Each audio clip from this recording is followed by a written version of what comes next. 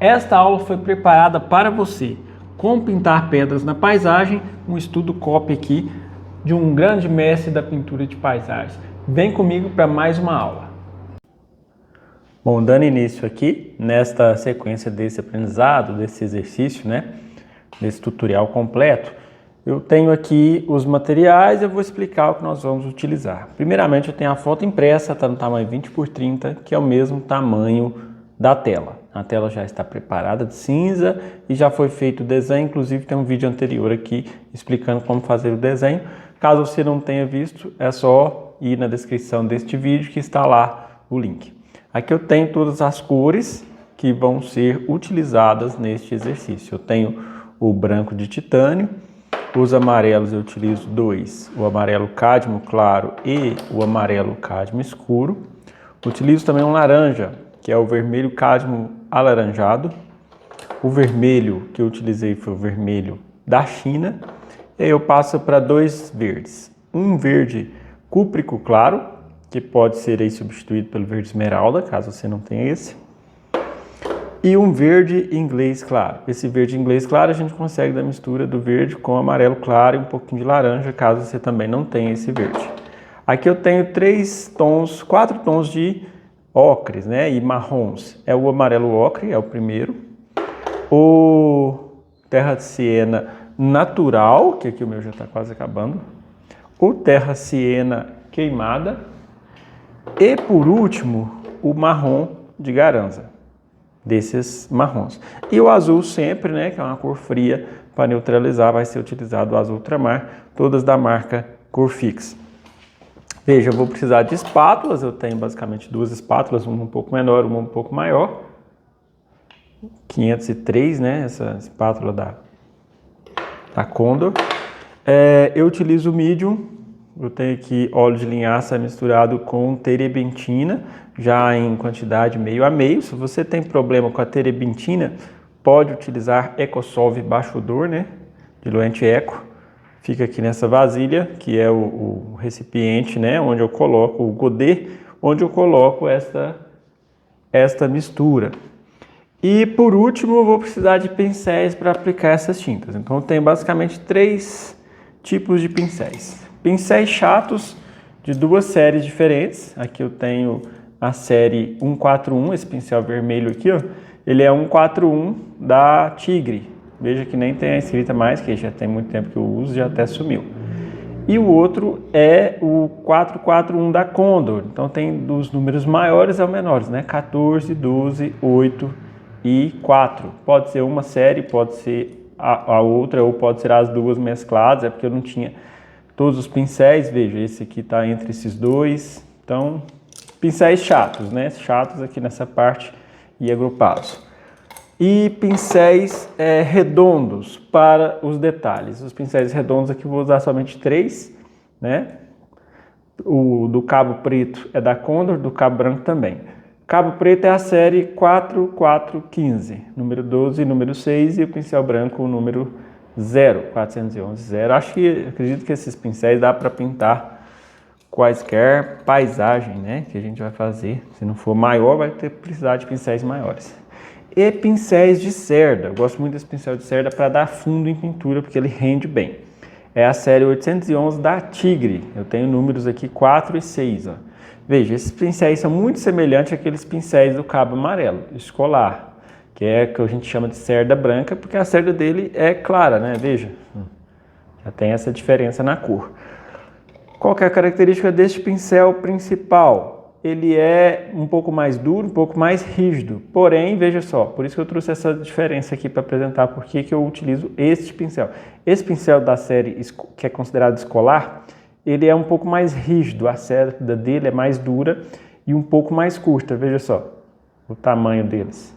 Então esse pincel tem uma cerda um pouco mais comprida, com isso ela fica ligeiramente mais, deixa eu ver se de lá dá para explicar melhor, tá vendo? Mais flexível, E isso é muito bom para aplicar na pintura, o pincel não sendo muito rígido. Então, é uma alternativa muito boa para se preencher, porque esses pincéis que são macios, para preenchimento eles não são tão ideais, porém dá para preencher tudo com eles também. Isso é a questão do pincel, eu apresento os que eu utilizo, né? Caso você faça questão de utilizar os mesmos materiais do que eu, mas pode aí usar os pincéis de sua preferência. Agora vamos dar início aí à aplicação das cores.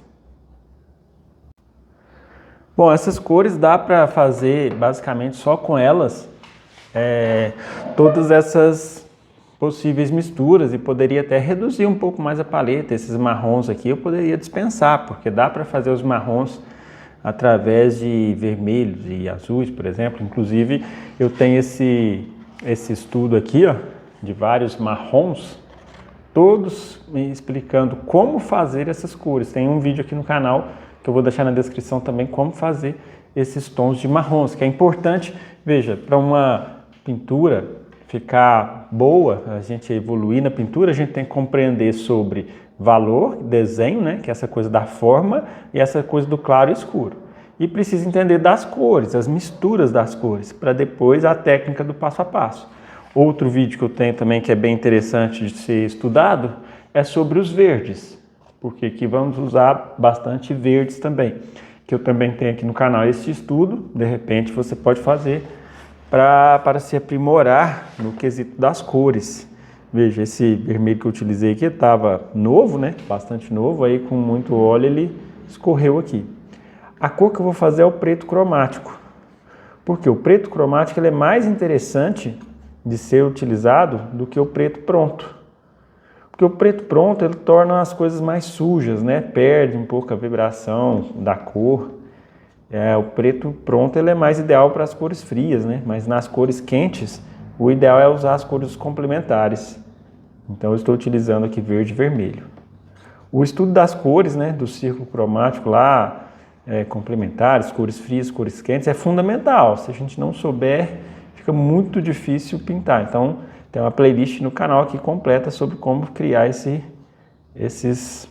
como fazer esses diversos estudos, né? Chama-se Teoria das Cores, que está também na descrição do vídeo. A gente precisa estudar bastante. Pintura não é só uma questão de dom, tem que ter estudo mesmo.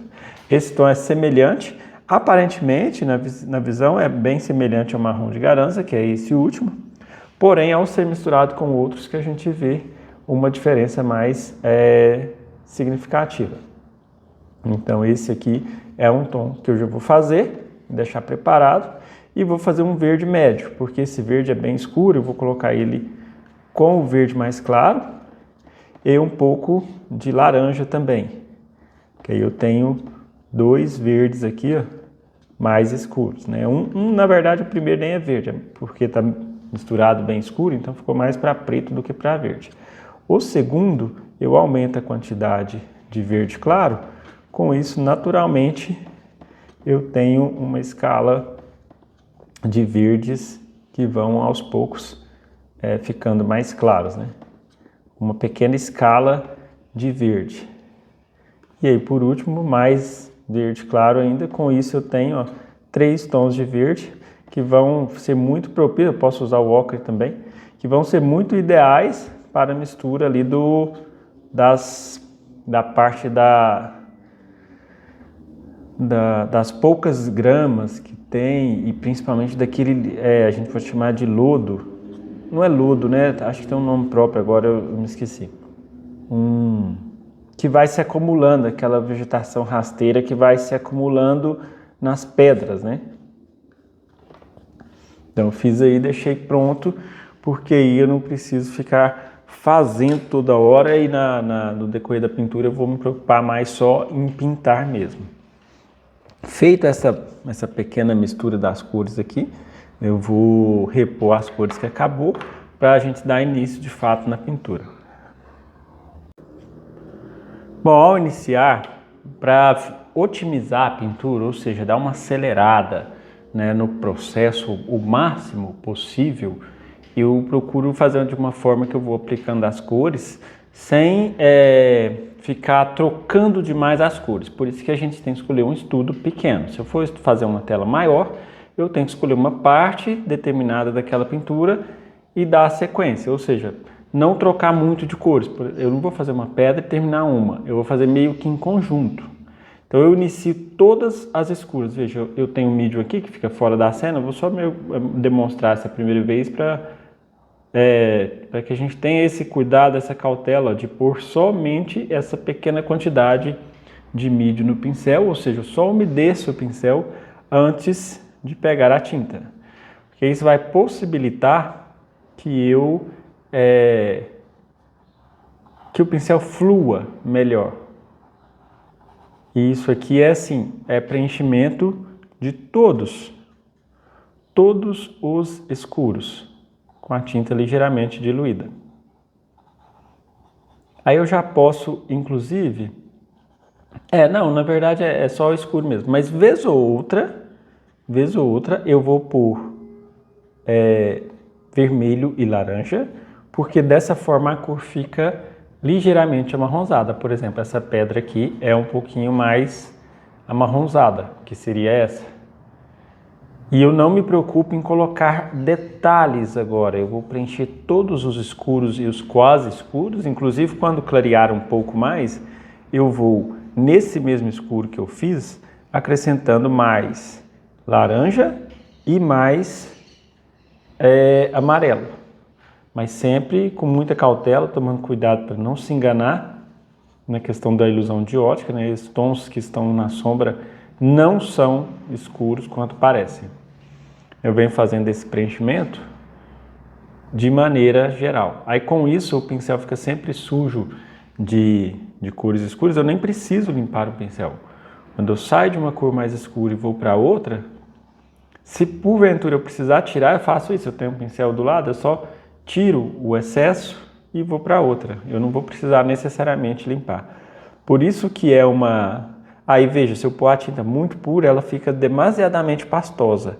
Aí dou aquela mergulhadinha na ponta do pincel, no medium, ali no óleo de linhaça, com a terebentina, e depois faço a aplicação.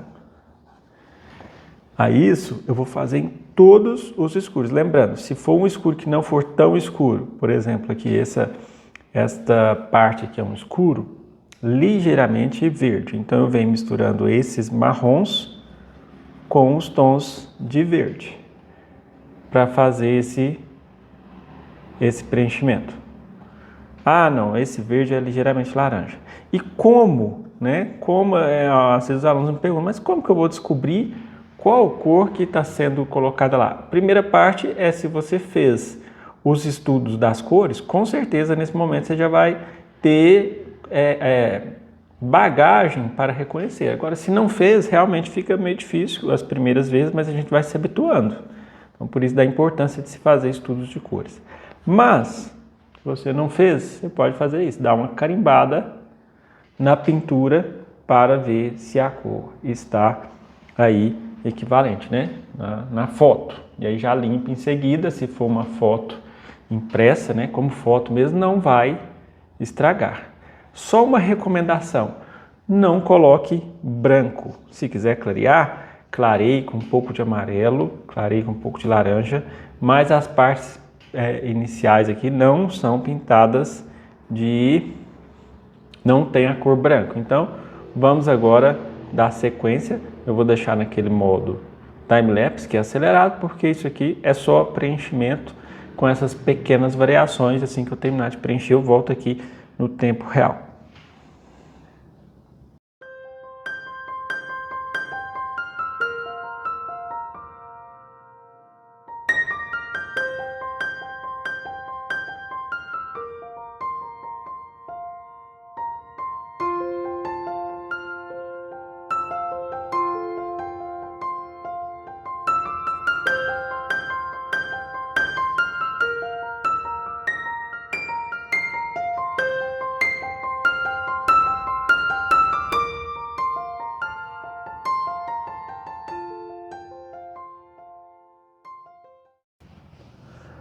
Bom, voltando aqui ao tempo normal, só para se ter uma ideia, foram 18 minutos de preenchimento, né, com um único pincel. Sempre lembrando, jamais vai ser um tom único escuro. Veja que até a mistura de verde e vermelho acabou. Agora eu tenho atalhos.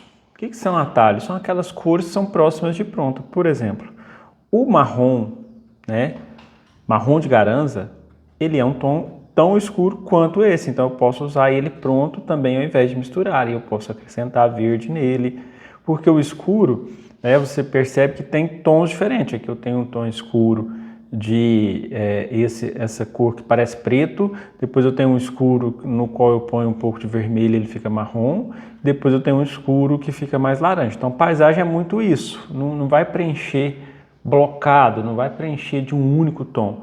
O importante é pensar o seguinte: onde eu tenho escuro, esse escuro vai passar para o claro de uma forma amarronzada, eu tenho que clarear com laranja. Só lembrar de jamais pôr branco nessa base, porque senão fica tudo embaçado, fica tudo meio cinzento, né? Então não é a hora ainda de colocar os cinzas. Quando for clarear para o lado do verde, então a gente tem que clarear pondo verde. Por exemplo, esses escuros aqui são todos escuros que têm pedras, né? Lembrei o nome, é musgos, né? Quando tem o musgo, acumula muito musgo, fica meio esverdeado. Então agora eu vou dar sequência acrescentando os verdes, por isso que é interessante ter esta escala do verde. E aí eu vou pondo os verdes um pouco mais escuros, depois já entrando nos verdes. Veja só, na paisagem, volto a repetir, um ponto de extrema importância. Estou preenchendo aqui, a tinta desse pincel vai acabar. Quando eu for pegar mais, não vou pegar exatamente a mesma, vou pegar a mesma com mais amarelo. Porque isso dá riqueza cromática para a paisagem, eu não posso jamais preencher de um único tom.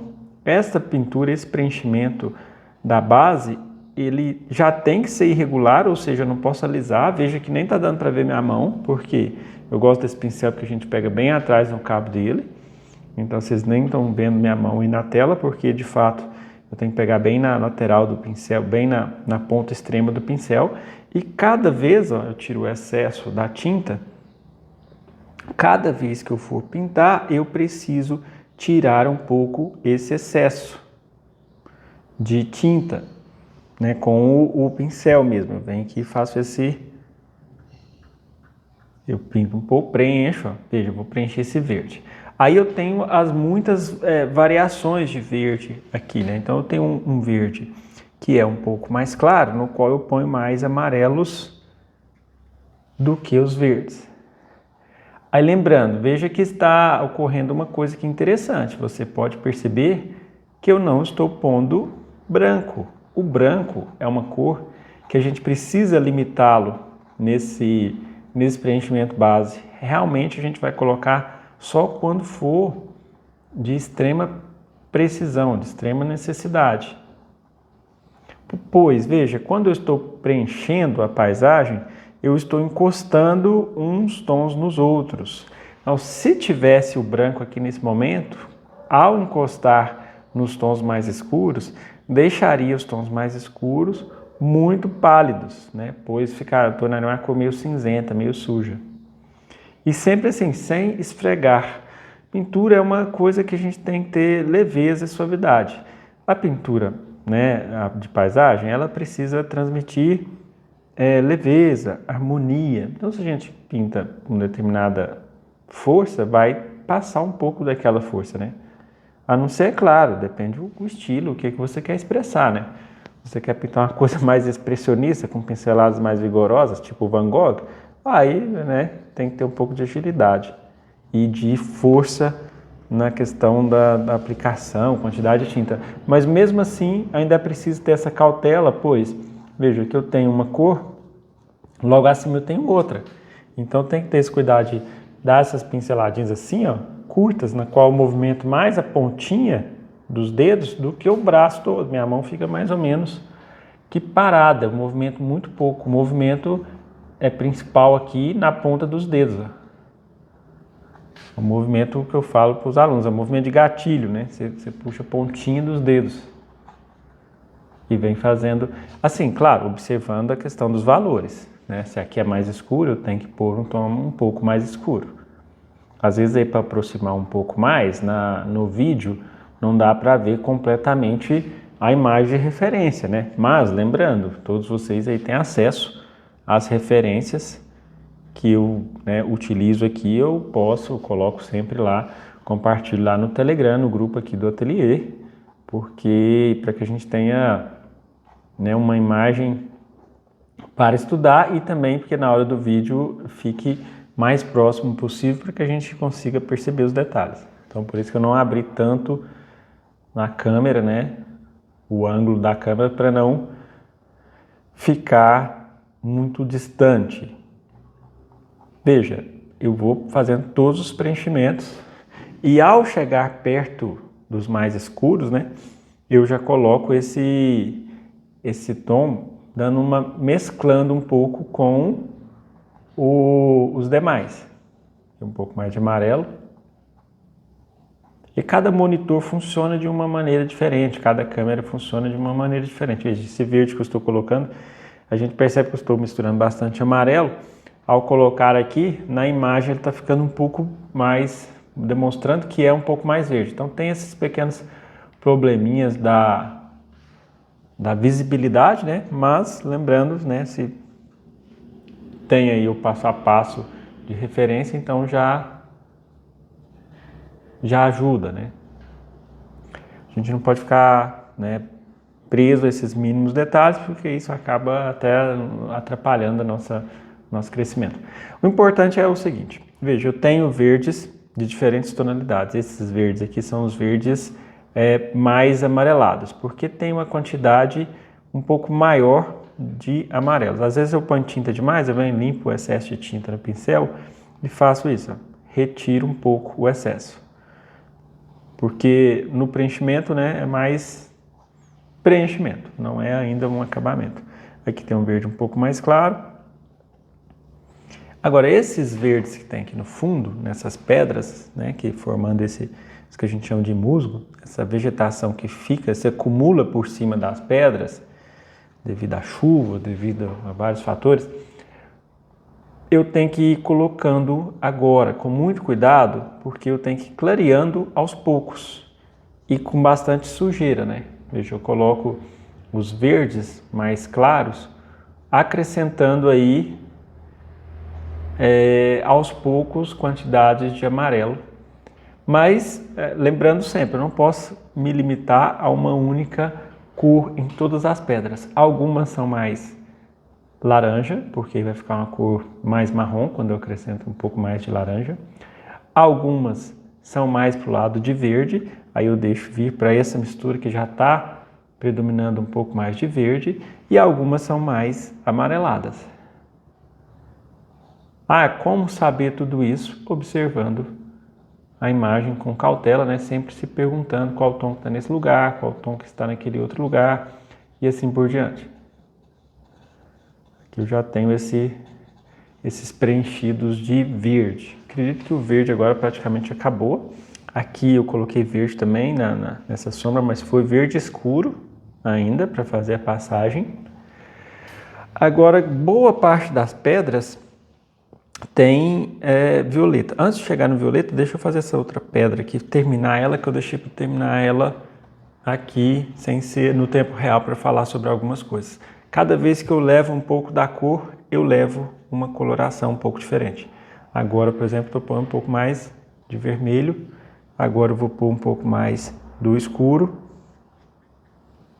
Seria esse. Agora um pouco mais de verde. Ou seja, a base já fica rica de cores. Entende? Isso é muito necessário na pintura. Por isso que é bom fazer esse tipo de estudo de grandes mestres, especialmente esse cara que é muito bom na pintura. Agora vamos para os roxos. O que seriam os roxos? Eu posso usar esse marrom de Garanza, mas uma cor que eu vou usar muito, azul e vermelho. Azul e vermelho. Aí nesta cor azul e vermelho eu vou começar a aplicar branco. Aí a cor vai ficar assim, sempre bem pouco, né? Porque eu estou falando de tons escuros. Aí fica esse tom ligeiramente roxo. E aqui eu não aconselho a usar o violeta, né?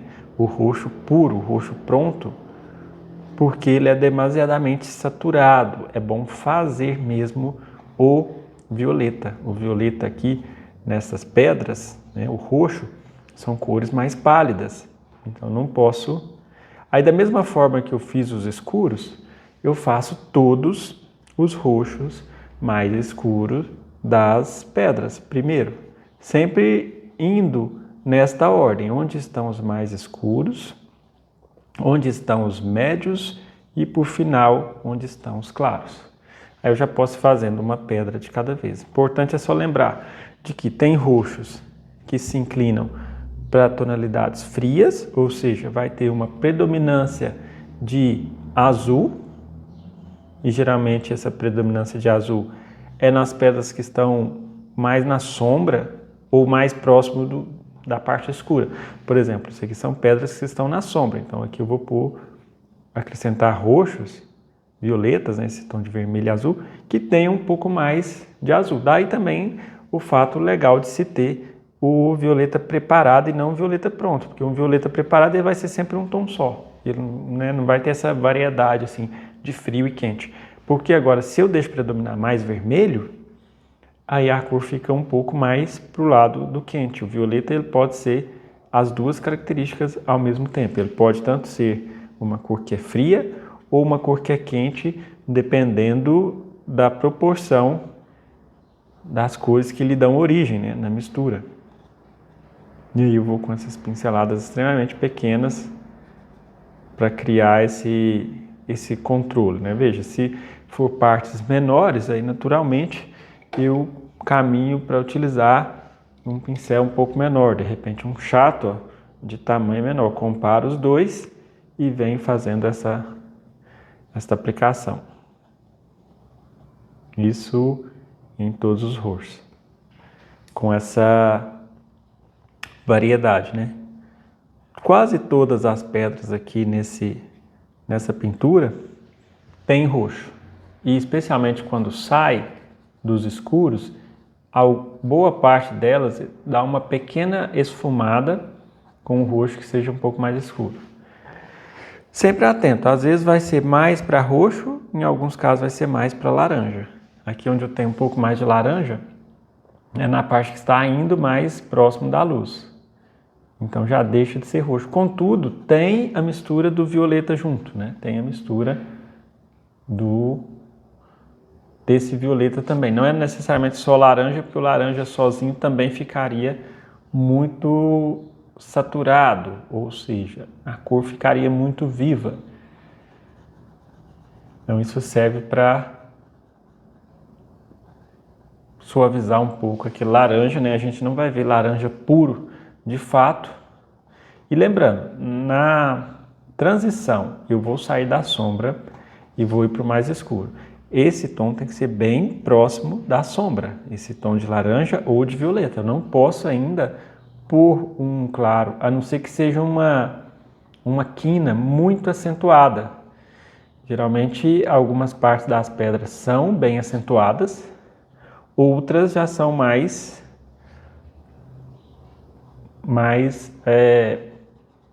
ligeiramente esfumadas. Então tem essas duas características, né?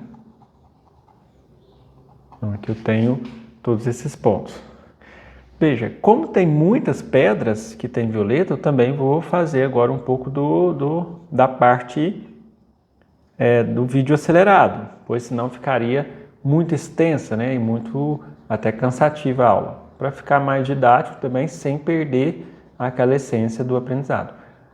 Eu vou demonstrar nessa, porque essa pedra ela é o reflexo de todas as outras pedras, né?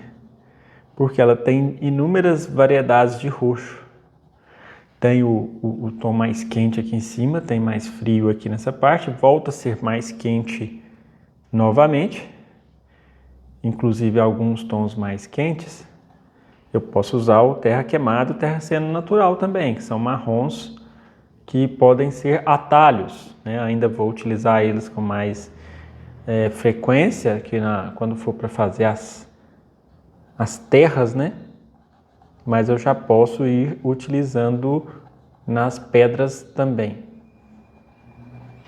Isso. É importante ter essa atenção na mudança da cor, porque a mudança da cor demonstra a mudança do volume da pedra, ou seja, ela formou uma quina. Então um lado vai ser de um tom, o outro lado vai ser do outro. No centro da quina às vezes vai ser outro tom. Então veja, tem essas variações. E agora eu começo a colocar nas sombras tons mais que tem cinza, né? Porque agora, veja só, agora isso aqui tem branco, né? Essa pincelada tem branco. Então eu vou dar uma pincelada na sombra, aqui sim, fazendo isso, ó. Então essa pincelada não vai ser misturada com a base. Então ela não vai cinzentar demais, ela vai ser superficial. Então aqui que está toda a diferença no momento do acabamento. Veja só, é importante ressaltar isso, eu aprendi isso com um amigo que me ensinou esses conceitos, que ensinamento é diferente de dicas. Dicas são dicas, é uma dica aqui e outra ali. Isso aqui não são dicas, são ensinamentos mesmo, coisa mais refinada, né? Que na verdade fui refinando aí ao longo desses 22 anos lidando com pintura, né? Tanto com experiência nas minhas pinturas, como em sala de aula. Aí todos os preenchimentos dessa forma. Nos troncos, né, quando tiver tronco, aqui não é um estudo de árvore, mas já pega alguns troncos que a gente já tem que pensar também nessa questão. Eu faço degradês, ou seja, se na parte escura eu já deixei escura, agora eu vou fazer a parte média, né, que é a parte no meio, e a parte clara, que é aquela parte que tem um pouco mais de branco, que agora também já pode entrar esses tons aqui que eu aproveito, alguns mais roxo, outros mais laranja, com cuidado de manter aquelas 3 áreas, né? A área escura, a área média e a área clara, sem clarear de forma definitiva. O claro definitivo são aquelas pinceladas que eu coloco depois desta base preenchida. E aí eu vou pôr esse mais claro agora, lembrando, não vou pôr ele definitivo, vou pôr branco, tem branco, mas tem um pouco de amarelo, então não fica ainda. Por quê? Aqui lembrando mais uma vez, eu não coloco claros muito branco na base, porque essas pinceladas agora estão sendo esfregadas, estão sendo misturadas umas com as outras. O branco vai ser aquele branco colocado e deixado. Inclusive o verde com vermelho também forma uma espécie de violeta. Porque aí, se a gente quiser criar variações nos violetas, né? De repente um violeta um pouco diferente daquele proveniente da mistura do azul com o vermelho. E tem que ser o vermelho da China, ou poderia também ser o alizarim. Outros vermelhos, por exemplo, o vermelho cádmio claro, não dá muito certo. Porque ele está mais para laranja do que para vermelho. E essa parte clara, o grande pega, é porque ela não é tão clara quanto parece. Veja, eu vou misturar aqui. E aí o legal da pintura é que vai sendo isso, vai sendo essa sujeira. A gente não sabe nem que cor mais que tem ali, mas fica sujeira. Se eu pôr esse tom aqui, ó, que tem a sujeira de violeta com amarelo e um pouco de branco, eu me aproximo desses tons aqui, ó. Veja, eu vou pôr bem perto, ó. O que parecia ser bem claro, veja, na verdade não é tão claro quanto parece. São esses tons bem mais escuros do que a gente pensa. E aí tem também nós precisamos ter um cuidado muito grande com a transição. Eu não vou simplesmente colocar esse tom claro e emendar ele lá com os tons mais escuros. Eu vou colocar esse aqui, depois eu vou colocar esse um pouco menos claro. Veja, na própria paleta eu faço essa comparação do tom com o tom anterior. Menos claro, que seria esse.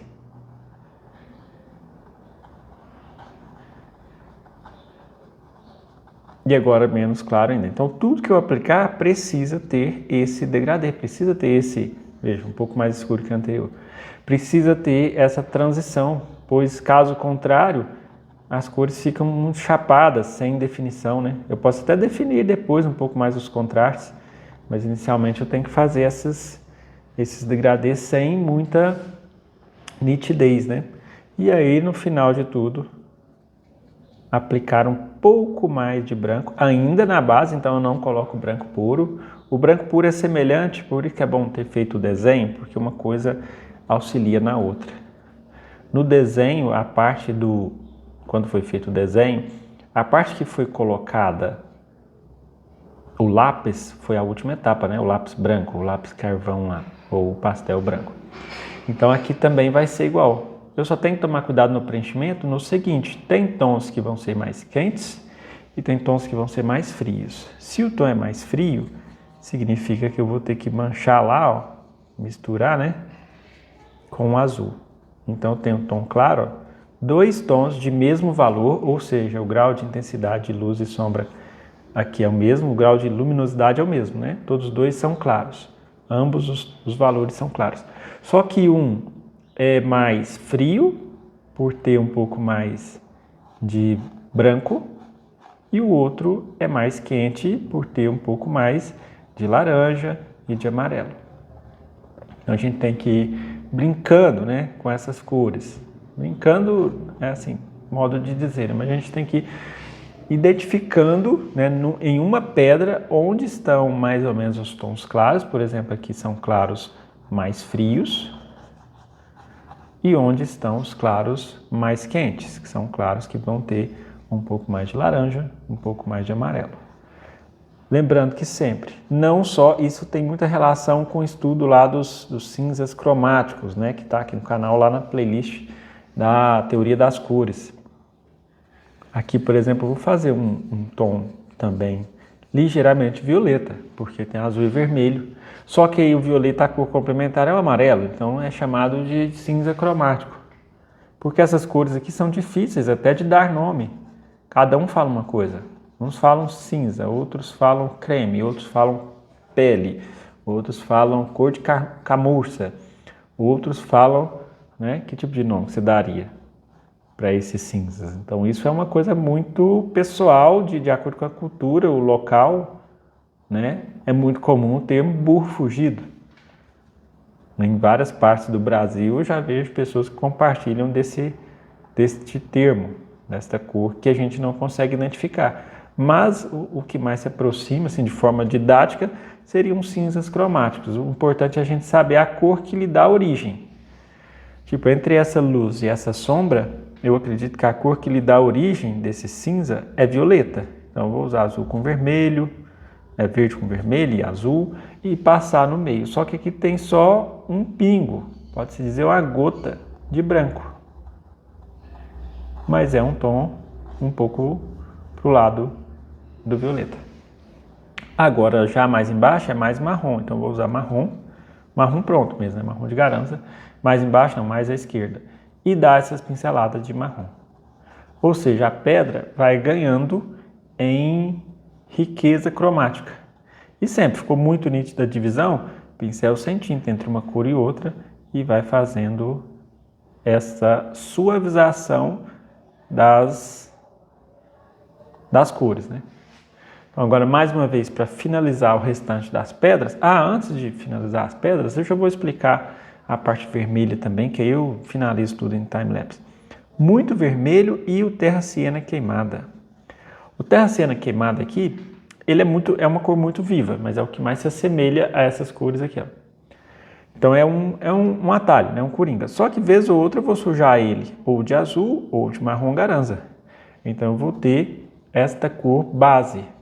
Lembrando, eu preciso escurecer essa cor em alguns lugares e preciso clarear. Escurecer, eu aumento tanto o verde, ou o marrom, ou o azul, ou os três. Ou cada vez que eu for escurecer, eu escureço com uma cor diferente. Às vezes eu vou escurecer com azul, às vezes eu ponho mais vermelho para a cor ficar escura, mas não perder aquela qualidade de terra vermelha, né? E nas partes onde for mais claro, o erro mais comum que eu percebo é o acréscimo do branco direto. Então eu vou colocar o terra queimada com o terra natural. Aí eu já vai clarear um pouco. Lembrando, se perder a qualidade vermelho, acrescenta vermelho da China que volta a ficar vermelhão. E se ficar vermelhão demais, verde para neutralizar, para tirar um pouco a potência. Então, como clarear, né? Clareia com terra siena, mas eu gostaria de clarear ainda mais. Então, eu posso clarear, aqui meu laranja acabou. Aí é interessante, cada vez que eu for repor uma cor eu tirar o excesso e colocar aqui um laranja limpo por cima de uma superfície limpa, porque senão, caso contrário, eu perco boa parte dessa cor. O laranja é uma cor que clareia todos os tons escuros, né, que eu desejo ficar. E, inclusive, acrescentando também um pouco do ocre. Porque o amarelo ocre, diferente do amarelo cádmio escuro, ele é mais pálido. Então, eu consigo deixar um claro sem ficar aquela cor viva que é característica aí do amarelo cádmio. Se bem que eu posso pôr violeta no amarelo, né, ou azul e vermelho para ele ficar mais pálido. É só uma questão, essas cores prontas logo aqui embaixo que eu tenho, esses que eu chamo de marrons, são atalhos. Então isso me facilita para que eu não fique misturando demasiadamente as cores. Bom, vou preencher o restante aqui no time-lapse, para não ficar uma aula muito extensa, que todo o conteúdo teórico aqui já foi explicado. Assim que eu terminar, eu volto para a gente dar uma análise aqui no chão e em seguida o acabamento.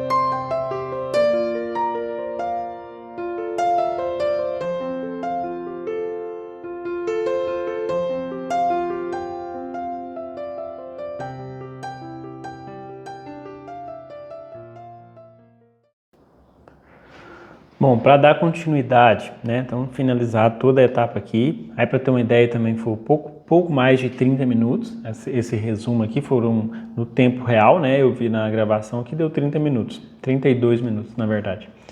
Então agora para fazer o chão, antes de fazer o chão não tem tanta textura quanto as pedras, mas nós temos que observar claramente a mudança tanto dos valores quanto a respeito das cores e temperatura. Acho que temperatura é o crucial nessa parte. Primeiro, identificar que isso não é tão claro quanto parece. Por isso que eu utilizo um recurso que é fazer bordas brancas na foto. Veja, essa borda branca me ajuda a identificar a cor que tem aqui.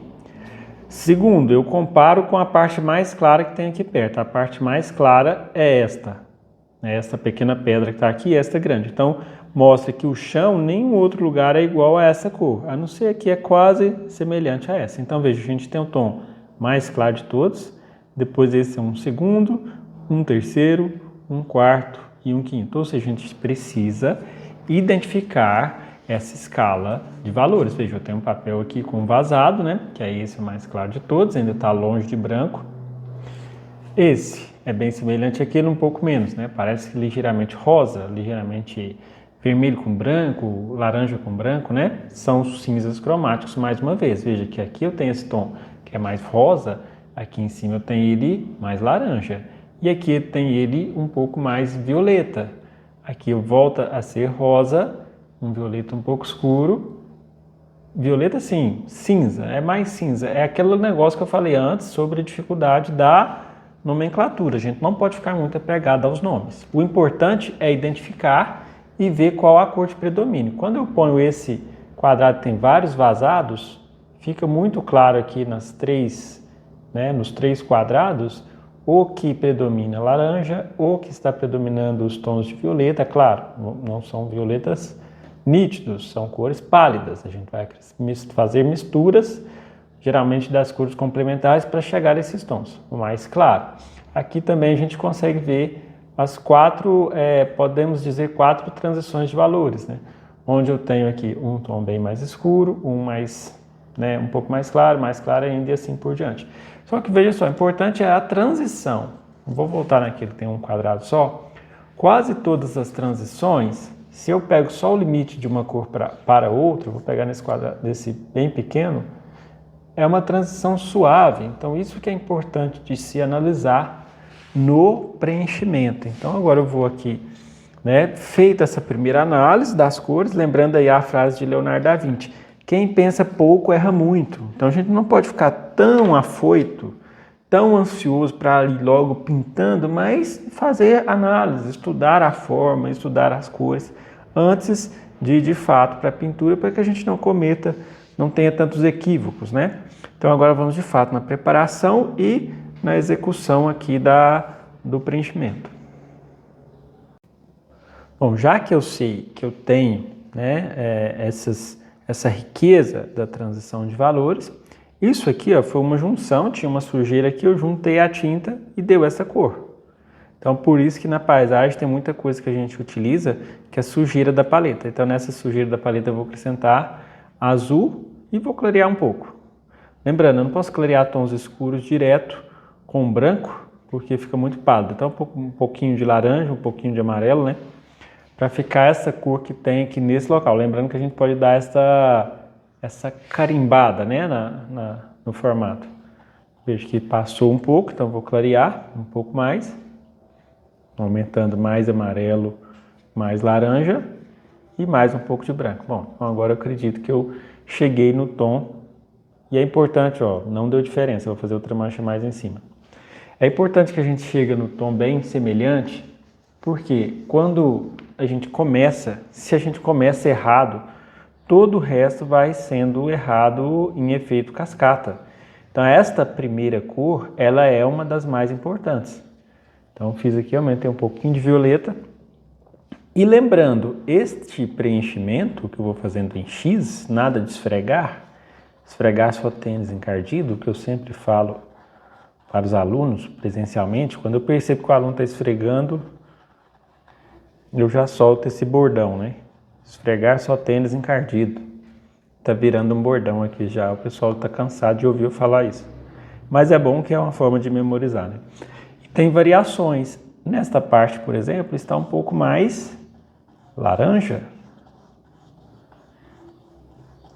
Perto da pedra está um pouco mais claro ainda. Então eu vou usar mais laranja com um pouco mais de amarelo e branco. Lembrando, nesses casos eu uso a paleta como referência. Ou seja, eu tenho essa cor aqui, que foi a primeira, eu faço uma outra perto dela para que eu faça essa comparação dos tons. Porque se eu fizer por cima e sumir aquela cor, eu não tenho a comparação com a anterior. No chão tem muitas luzes que passam por entre a vegetação das folhas, das árvores. Que não é uma coisa plana, né? Não é, por exemplo, não é um, como é que fala? Não é um telhado onde cobre completamente a luz. Então a luz passa através de buracos, né? Então ficam manchas de cores jogadas no chão. Não, é muito difícil ficar andando em volta para deixar essas manchas de cores. Então, o ideal é que eu faça esse preenchimento e coloque essas manchas por cima. Outra coisa importante, vou entrar nos tons escuros, encostar nos escuros. Não encoste o mais claro direto no mais escuro. Veja, eu escureci um pouco, agora eu vou escurecer ainda mais, porque dessa forma eu vou criar uma transição sutil, uma transição suave, e não vai ficar um contraste extremamente marcado e forçado. Né? Os próximos tons depois desse são um pouco mais claros. Então, mais azul com mais vermelho, que seria aqui nessa parte. Clareei um pouco, mas havendo necessidade, aos poucos sempre mistura a próxima cor perto da anterior para servir de referência para ver se não está clareando demais. Na pintura de paisagem, né, é claro, isso depende do tamanho, a gente tem que misturar muitas cores, então não dá para fazer muitas escalas assim, com a espátula e deixar pronto muitos montes de tinta, porque às vezes usa muito pouco de uma cor e então a gente corre aqui e faz com a espátula. Com a espátula não, com o próprio pincel. A não ser que seja uma pintura muito grande, aí é bom fazer com, né, deixar alguns tons já preparados com a espátula. Mas, no geral, a gente faz assim, ó, deixando. Então, esses são os valores mais escuros, os mais baixos. Agora eu vou entrar em tons rosados. Então, qual que é a teoria da aplicação dos rosas? Vermelho e branco, ou laranja e branco, ou os dois. Porque vermelho e branco dá um rosa muito acentuado, laranja e branco fica mais para a cor salmão do que rosa. Então, eu ponho os dois, laranja, e a cor oposta a eles. A cor oposta do laranja é azul. Por isso a cor fica ligeiramente roxa. A cor oposta do vermelho é o verde. Isso faz com que a cor fique esse tom que a gente chama de cinza. Vou fazer um teste aqui, ó. Veja, praticamente não deu diferença, quando eu pus essa cor aqui, ficou muito pequena a diferença. Então são tons que a gente chama, na linguagem mais técnica da pintura, de cinzas cromáticos, porque são cores coloridas, podem ser considerados cinzentos, porque são pálidos, porém não é o rosa de uma rosa da flor, por exemplo. Não é aquele rosa intenso, vivo e saturado, é um rosa pálido. Aí fica a critério cada um o nome que dá. Não tem problema nenhum isso. O problema é se a gente colocar um tom diferente, aí seria um problema. Então, a respeito do nome, da cor, isso aí é o de menos importância. Aí, à medida que vai aproximando desta parte, naturalmente vai clareando. Então, eu vou aumentando branco nesta mistura, mais laranja, e eu começo também a acrescentar amarelo. Amarelo é a cor da luz, Mas não muito a ponto de predominar amarelo, quase não vai ser perceptível. Para quem pinta retrato, sabe que esse tom aqui é um tom semelhante aos tons mais claros de algumas peles. Lembrando, sempre deixando essa pincelada em X, não esfregar demais, mais superficial. E ao entrar na outra cor, esfumar um pouco as duas. Tipo, aqui tem uma transição, eu faço esta mistura com uma cor um pouco intermediária, não deixando necessariamente tocar a mais escura diretamente na mais clara. Esta parte também é um pouco violeta, então azul de novo com vermelho, seria aqui. Logo acima o mesmo valor, o mesmo tom, a mesma cor um pouco mais claro, com um valor mais alto. No meio das duas um rosa, ou seja, tem toda essa análise das formas foram feitas aí previamente no desenho, por isso que é bom um estudo detalhado do desenho, para que a gente seja, a coisa renda mais aqui, E agora um predomínio de amarelo, tem bastante amarelo, Podemos dizer que é um laranja mais amarelado, por ter uma quantidade maior do laranja. E aqui mais laranja e amarelo. Naquela sujeira que aí já vai neutralizando. Então eu tenho essa cor.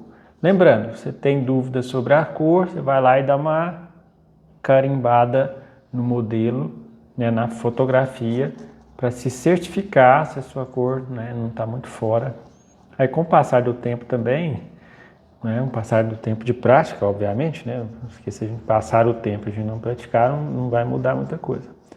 Mas passado o tempo de prática, essa percepção das cores vai ficando muito natural. E não é uma coisa de dom, porque a primeira paisagem que eu fiz tinha umas cores assim, eu não conseguia ver tantas cores, imaginava que as cores eram as cores prontas direto do tubo, ou seja, tinha muitos senso comum que me atrapalhava a pintar, a executar a pintura, Então, alguns que a gente tem que evitar, por exemplo, de não ter esse negócio de usar cores prontas, eu preciso reconhecer as diferentes temperaturas da cor, preciso entender as muitas escalas que tem de cada uma das cores. todas as cores têm pelo menos 6 tons, nos quais são 2 escuros, 2 médios e 2 claros, pelo menos. Então a gente tem que guardar isso, que é a questão da luz e sombra, né? A luz os claros, a sombra os escuros e os meios tons são os que estão no meio, né? Obviamente, meio redundante falar isso, mas é verdade. Agora sim, a tela está completamente pronta e apta para começar os detalhes, para começar os acabamentos. Mas eu fui olhar aqui e vi que está uma aula extremamente longa já. Então eu vou parando por aqui e vou deixar este acabamento para uma próxima aula. Lembrando que o acabamento aqui vai ser dado ainda enquanto a tinta está molhada, enquanto a tinta está úmida. Não vou esperar secar, embora depois de seco também dê para, né, dar os retoques, mas eu não vou esperar secar. E a próxima filmagem eu vou preparar aí para uma próxima aula, para não ficar uma coisa muito longa. Te agradeço pela presença aí no final de mais um vídeo, te agradeço pelo apoio, agradeço por curtir o vídeo, agradeço por deixar seu comentário. Tudo isso é importante para que o canal cresça, esse conteúdo vá chegando para mais pessoas e nosso país aí vai cada vez revelando mais talentos, mais pessoas compromissadas com uma arte acadêmica de qualidade e sempre, né, gerando novos profissionais no mundo da arte também, para cada vez atender a clientela aí que vai tendo essa necessidade de mercado. Então é isso, muito obrigado, sempre a gente se vê na próxima aula.